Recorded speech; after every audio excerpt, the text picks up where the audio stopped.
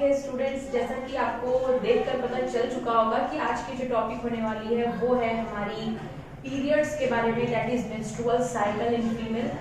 मादाओं में होने वाला मासिक स्राव या मासिक चक्र भी हम इसको बोल सकते हैं।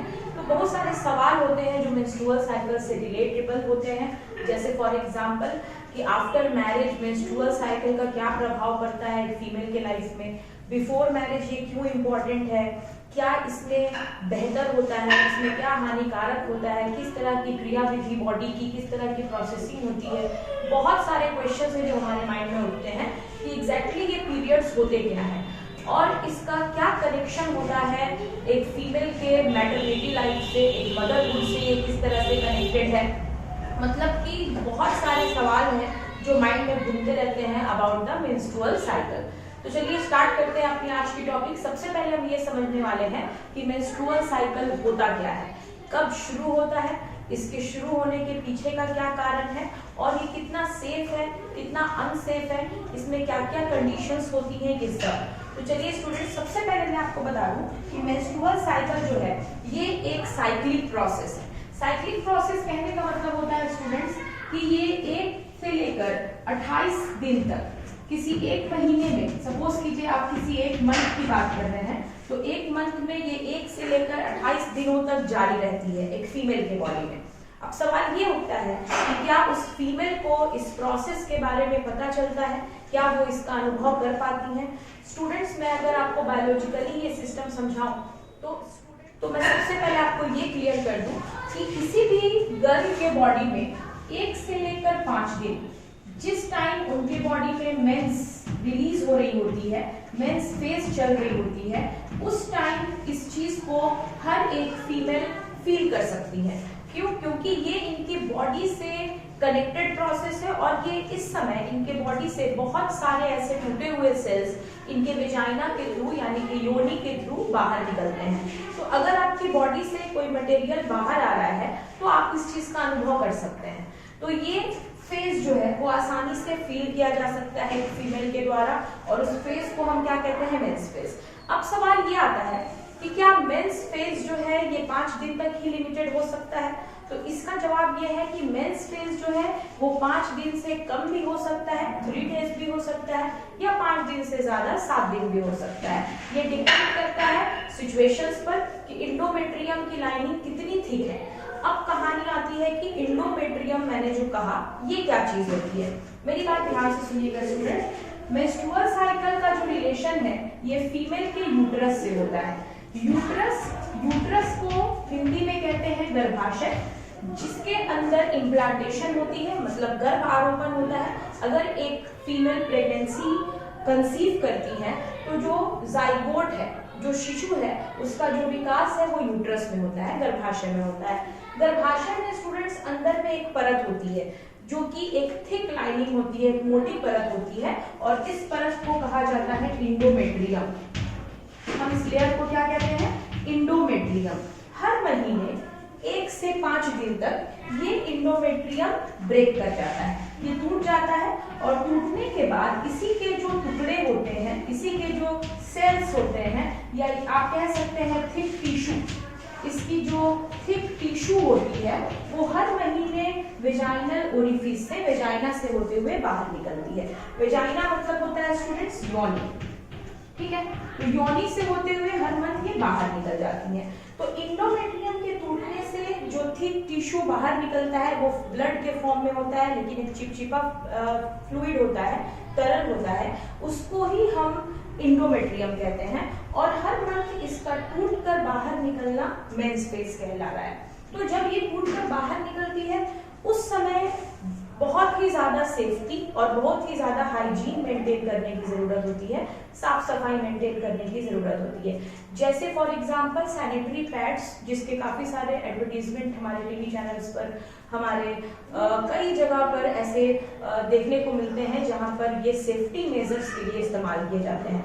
गर्ल्स को सैनिटरी नैपकिन्स का यूज करना, सैनिटरी पैड्स को हर कुछ घंटे पर चेंज करना बहुत इंपॉर्टेंट है, क्योंकि वो इंडोमेट्रियम जो होता है वो उस सैनिटरी नैपकिन में डिपॉजिट हो जाता है।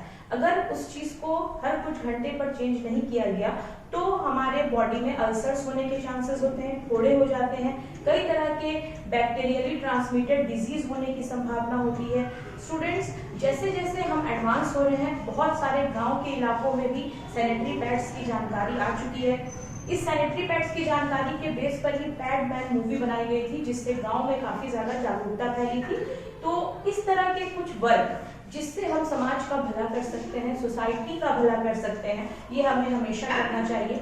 एजुकेशन का मुद्दा बस रैंक्स और बस टॉपर्स की लिस्ट में आना नहीं होता, बल्कि एजुकेशन का मुद्दा सोसाइटी को सुधारना भी होता है। तो हमारा काम वही है। इस चैनल के थ्रू हम हमारे गांव इलाके, दूर दराज के इलाके तक ये मैसेज पहुंचाना चाहते हैं कि फीमेल की बॉडी काफी ज्यादा सेफ्टी के लिए रिस्पॉन्सिबल है। उनकी बॉडीज को जितना हाइजीन और जितना सेफ रखा जाएगा, उनके अंदर मदरहुड और उनके साइक्लिक प्रोसेस और उनके अंदर हर एक ग्रोथ अच्छे से अच्छा होगा। तो स्टूडेंट्स, सैनिटरी पैड्स की वजह से ये जो एंडोमेट्रियम है उसमें अब्सॉर्ब होता है और उसका रिमूवल कर देते हैं, हम अपने बॉडी से बाहर उसको निकाल देते हैं। अब सवाल ये आता है कि हर मंथ ऐसा क्या होता है कि एंडोमेट्रियम टूट जाता है। तो हर मंथ एंडोमेट्रियम टूटने के पीछे स्टूडेंट्स कारण होता है। मैं आपको ये कारण क्लियरली कॉन्सेप्चुअली बता दूं तो यूट्रस से जुड़ी हुई एक नलिका होती है स्टूडेंट, उस नलिका को हम कहते हैं फैलोपियन ट्यूब। ठीक है, ये नलिका क्या कहलाती है? फैलोपियन ट्यूब कहलाती है, जिसको हिंदी में कहते हैं गर्भनाल। यहाँ यूट्रस से जुड़ी हुई एक रचना होती है स्टूडेंट, जिसको हम कहते हैं ओवरी।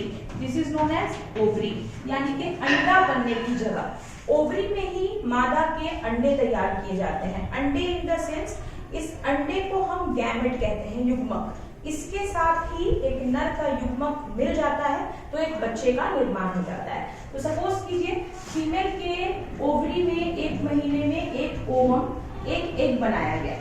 अभी ये एग इमैच्योर है, इसको हम सेकेंडरी oocyte कहते हैं। ये हर मंथ ट्रांसफर होता है और फैलोपियन ट्यूब में आकर रुक जाता है। सपोज कीजिए जब एक बच्ची 12 से 14 साल की होती है, तब उसके बॉडी में ये मासिक स्राव शुरू होता है, मासिक चक्र शुरू होता है, जो उसके प्यूबर्टी यानी कि यौन अवस्था की निशानी है। तो कहा एनसीईआरटी ने कि जब यहाँ पर एक ओवम या सेकेंडरी oocyte पहुंचता है, तो अगर मैरिज हो चुकी है, सपोज कीजिए मैरिड वुमन है, तो इन केस जैसे मैंने अपने पिछले वीडियो में आपको बताया था कि प्रेगनेंसी का चांसेस बनता है अगर इस सेकेंडरी oocyte यानी कि अंडे के यहाँ पहुंचने से 2 दिन पहले स्पर्म अगर योनि में गया है, तो स्पर्म को 24 से 48 घंटे लगते हैं इसको यहाँ पहुंचने में। तो सपोज कीजिए अगर महीने की 1 तारीख को, सपोज कीजिए 14 तारीख को अगर ये सेकेंडरी oocyte यहाँ पहुंचा, 12 तारीख को स्पर्म इसमें एंट्री लेता है, तो 100% चांसेस होती है कि 14 तारीख के दिन यहाँ पर फर्टिलाइजेशन हो जाएगा और जाइगोट बन जाएगा।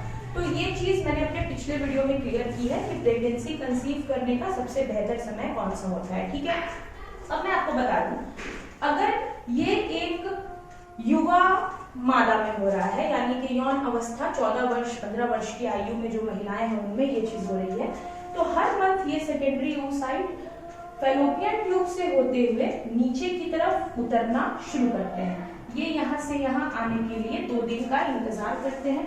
2 दिन लगता है इनको यहाँ से यहाँ उतरने में, और जब वो यहाँ से यहाँ आते हैं तो आने के बाद ये क्या करते हैं, धीरे धीरे इंडोमेट्रियम पर अटैक करना शुरू कर देते हैं। धीरे धीरे इस इंडोमेट्रियम की परत को कमजोर करना शुरू कर देते हैं।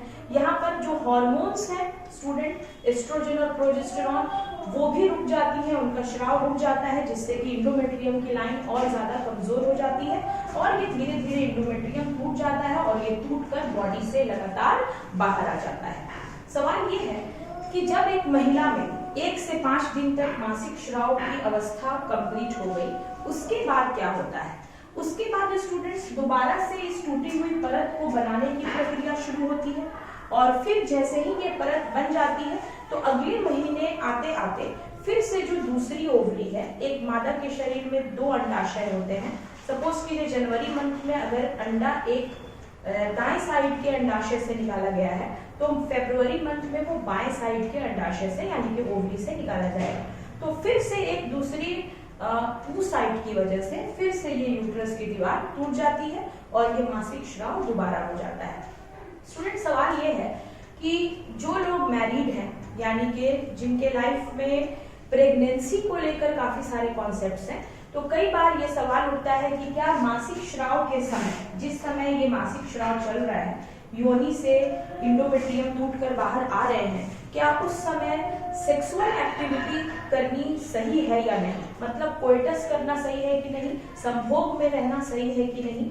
तो स्टूडेंट्स, मैं आपको बता दूं, इस समय संभोग करने से फायदा तो कोई नहीं होता है, लेकिन लॉस बहुत ज्यादा हो सकता है। क्यों? सबसे पहला लॉस तो होता है इन्फेक्शन का। अगर सपोज कीजिए 1 से 5 दिन तक मेंस फेज है, अगर कोई पर्सन ये सोच रहा है कि इस समय सेफ्टी पीरियड है, इस समय अंडा तो होगा नहीं, तो आराम से स्पर्म को अंदर जाने पर भी कोई हानि नहीं है क्योंकि निषेचन नहीं होगा, तो ऐसा सोचकर अगर कोइटस किया जा रहा है, संभोग की क्रिया की जा रही है, तो ये फीमेल और मेल दोनों के लिए हानिकारक है। क्यों?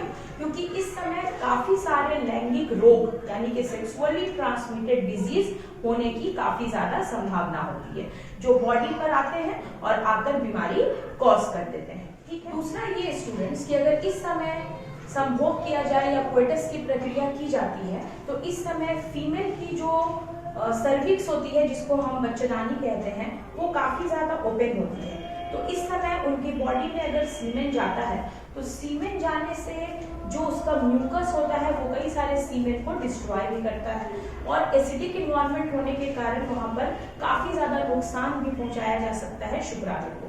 तो बेहतर होता है, बहुत ही ज्यादा सही है कि इस समय संभोग की प्रक्रिया नहीं की जाए।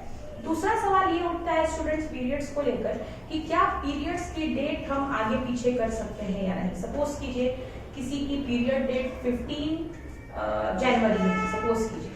क्यों? क्योंकि 15 जनवरी उसका मेंस फेज है। 15 से लेकर 20 दिन तक उनके बॉडी में मेंस फेज होना है, यानी कि उनका इंडोमेट्रियम उनकी बॉडी से बाहर आएगा, जिसकी वजह से उनमें चिड़चिड़ापन देखा जा सकता है, एक तरह का मैं कह सकती हूँ एंजाइटी। ये मेंस्ट्रुअल फेज जो होता है, मासिक चक्र, इससे फीमेल की बॉडी में काफी ज्यादा हार्मोनल चेंजेस होती है, जिसकी वजह से वो स्ट्रेस में रह सकती हैं, पेन होने की वजह से चिड़चिड़ापन महसूस कर सकती हैं। सपोज कीजिए किसी के घर में कोई खास ओकेजन है, शादी है, एंगेजमेंट है, और उस दौरान अगर मेंस फेज होता है, तो उस समय क्या इसको चेंज किया जा सकता है।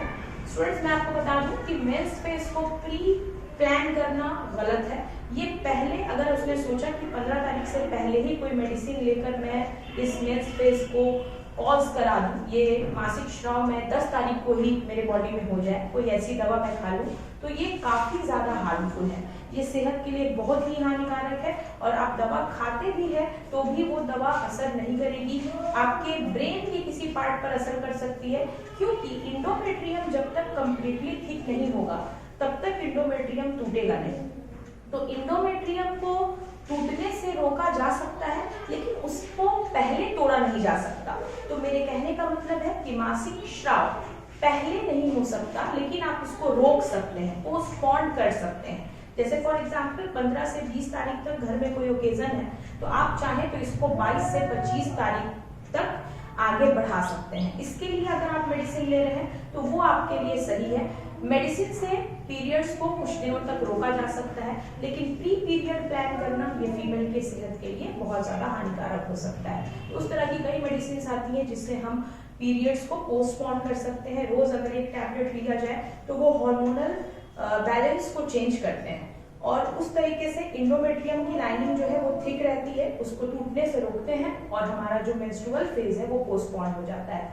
ऐसे कई सारे सवाल हैं, जैसे फॉर एग्जांपल मैं बता दूं कि कहा जाता है कि धार्मिक प्रक्रियाओं में भी एक बाधा बनता है जो मेंस्ट्रुअल साइकिल है, जैसे रिलीजियस एक्टिविटी हमें इसमें नहीं करनी चाहिए। स्टूडेंट्स, जहाँ तक साइंस की सवाल है, साइंस और रिलीजन दोनों एक दूसरे से कहीं ना कहीं टैली करते हैं। तो कहने का मतलब ये होता है कि वो अपनी जगह पे एक धर्म को लेकर चलना बिल्कुल सही बात है, इसमें कोई दो राय नहीं है, लेकिन menstrual bleed is a power of a woman to be a mother। जिन औरतों में ये ब्लीडिंग नहीं होती है, means if she is not blessed with menstrual cycle, वो एक वरदान की तरह है उनके बॉडी में, क्योंकि उसके द्वारा ही उनके अंदर माँ बनने की क्षमता आती है।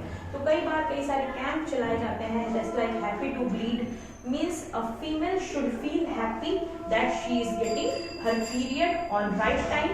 इसमें चिड़चिड़ापन होना, इसमें प्रॉब्लम्स होना अनिवार्य है, लेकिन ये हमारे बॉडी के एक सिस्टम के लिए बहुत ज़रूरी है।